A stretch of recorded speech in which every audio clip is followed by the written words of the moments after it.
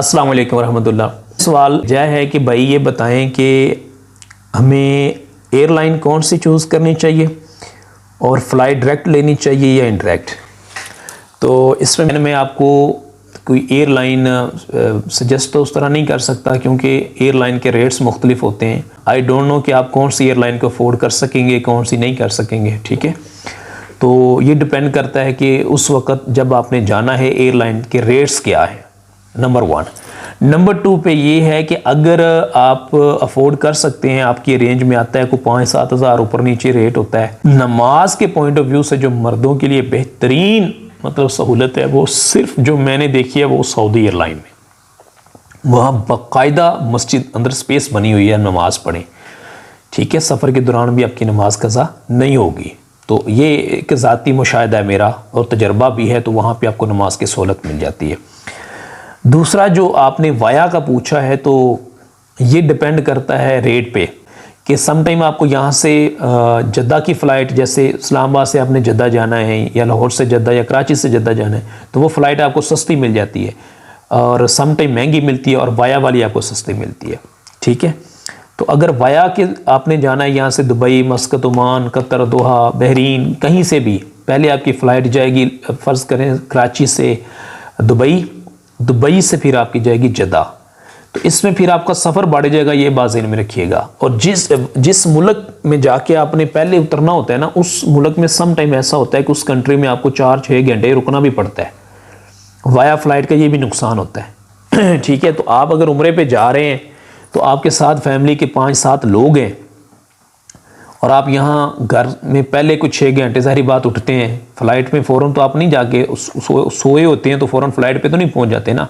कुछ 4-6 घंटे आप घर में पहले जागते हैं, घर में तैयारी करते हैं, रिश्तेदारों से मिलते हैं, फिर आप एयरपोर्ट पहुँचते हैं, वहाँ पे 4-5 घंटे आप वहाँ पे रुकते हैं, तो इस तरह आपके 8-9 घंटे तो ये गुजर जाते हैं। फ़्लाइट अगर वाया होगी तो आपका सिर्फ कराची से लेके तुर्की तक फ़र्ज़ करें और वहाँ से लेके फिर जद्दा तक का आपका सफ़र ही 9-10 घंटे, 11-12 घंटे का बल्कि हो सकता है। तो 9 घंटे ये हो जाएंगे, 12 घंटे वो हो जाएंगे, तो 20-21 घंटे तो ये हो गए। फिर जद्दा से मक्का मुकर्रमा तक आपके 2-3 घंटे लग सकते हैं एयरपोर्ट पे, प्रोसेस में, इमिग्रेशन, कस्टम, व्हाट्सएवर, निकलते हुए बसेस में, वहाँ वेट करें, रूट से निकलते पहुँचते, होटल में सामान उतारते रखते, होटल का वोचर लेते, व्हाट्सएवर जो भी मामला है।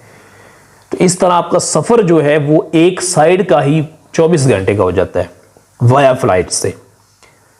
और लोग आजकल बीमार होते हैं, बूढ़े होते हैं, एजिड होते हैं, वो थक जाते हैं। अब आप खुद सोचें कि 18-19 घंटे आपने ऐसे स्ट्रेट बैठ के सफ़र किया होता है तो वो थक जाते हैं। तो ऐसी सिचुएशन में जब वो फिर मक्का मुकरमा पहुंचते हैं तो फिर उनकी कैपेसिटी ख़त्म हो चुकी होती है। अब वो ना बैठ सकते हैं ना चल सकते हैं। वो कहते हैं जी हमने सोना है बस। और हमारे जो लोग साथ गए होते हैं उनको जल्दी होती है, जल्दी जल्दी हमने उम्रा अदा करना है। तो वहाँ होती है फिर लड़ाई, और लड़ाई भी बड़ी शदीद होती है क्योंकि वो थके होते हैं और वैसे बीमार होते हैं। वो कहते हैं हमसे चला ही नहीं जाता अब। तो आपने उनको एक कंफर्ट जोन देना है, इस तरह का माहौल देना है कि वो बार बार उनका दिल चाहे कि हम मस्जिदुल हराम जाएं, यहाँ उम्रा करने हैं, उस मुक़द्दस शहर की ताज़ीम और उसका अदब और उसकी मोहब्बत और उसका प्यार उनके दिल में बढ़े। तो इस तरह फ़र्ज़ करें आप वाया भी चले जाते हैं, इतना लंबा सफ़र भी करके जाते हैं, बूढ़े भी साथ हैं, तो उसका एक हल है कि आपने जो एहराम की पाबंदियां हैं उनको समझते हुए, उनको मद्देनज़र रखते हुए आप आराम कर सकते हैं।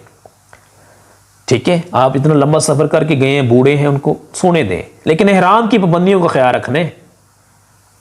ठीक है, कोई बाल ना टूटे, इस एंगल से ना सोएं कि वो कोई खुशबू वाली जगह पे ना सोएं, पाँव सारे हाथ सब नंगे होने चाहिए मर्दों के। ख़वातीन की जो पाबंदी है उनको भी पता होना चाहिए। सारे मामलात जो शरई हुक्म है एहराम वाला, उसके अंदर रहते हुए आप आराम करें। 2 घंटे सोएं, 4 घंटे सोएं के बात नहीं, उसके बाद उठें और फिर उसके बाद आप उम्रा करने जाएं। लेकिन ये है कि मैं रिकमेंड ये करूँगा कि कोशिश ये करें कि जब भी उम्रे पे जाएं तो आप डायरेक्ट फ़्लाइट लिया करें, इनडायरेक्ट फ़्लाइट जाते हुए ना लें। वापसी का कोई इशू नहीं होता। वापसी पे आपने जद्दा से चाहे दुबई आ जाएं, जद्दा से चाहे मस्कत, ओमान, कतर, दोहा, तुर्की कहीं भी चले जाएं, वापसी पे इतना नहीं प्रॉब्लम होता। लेकिन जब आप जा रहे होते हैं ना, क्योंकि यहाँ से आप खुशी में इतना पहले उठे हुए होते हैं, घर में ही फिर एयरपोर्ट पे खुशी खुशी आपने 5 घंटे पहले पहुँचना होता है, फिर वहाँ जाके मुशक्क़त वाला काम करना है। मक्का मुकरमा जब आपने पहुँचना है, मस्जिदुल हराम, वहाँ रश होता है, वहाँ रश होगा ना। तो अगर आपके साथ फैमिली है या बुजुर्ग हैं या बूढ़े हैं तो आपने उनके साथ तवाफ भी करना है, सही भी करनी है, इतना रश है, वो इतने थके हुए हैं, इतनी दूर से इतना लंबा सफ़र करके आए हैं। तो इसलिए आपने कोशिश करें कि डायरेक्ट फ़्लाइट हमेशा लिया करें, वाया फ़्लाइट ना लें।